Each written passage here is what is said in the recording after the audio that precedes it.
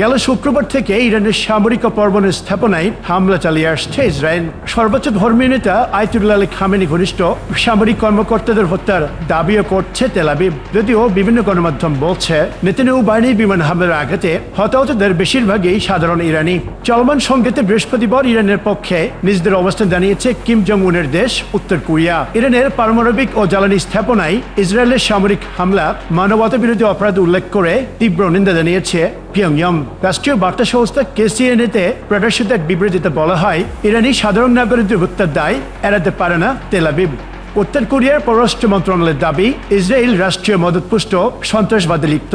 দেশটির পুরো অঞ্চলে যুদ্ধের আগুন ছড়িয়ে দিচ্ছে। একই সঙ্গে ইসরায়েলকে মধ্যপ্রাচ্যের ক্যান্সার ও বৈশ্বিক শান্তি এবং নিরাপত্তার জন্য হুমকি হিসেবে আখ্যা দিয়েছে পিয়ংইয়ং। যুক্তরাষ্ট্র ও ইউরোপীয় শক্তিগুলোকেও সাবধান করেছে উত্তর কোরিয়া। তারা বলেছে, ইরানের আত্মরক্ষার অধিকার নিয়ে প্রশ্ন তুলে উল্টো আগুনে ঘি ঢালছে পশ্চিমা জোট। যে কোনো সামরিক পদক্ষেপে পরিস্থিতি নিয়ন্ত্রণের বাইরে চলে যেতে পারে এমন সতর্ক বার্তাও দিয়েছে পিয়ংইয়ং।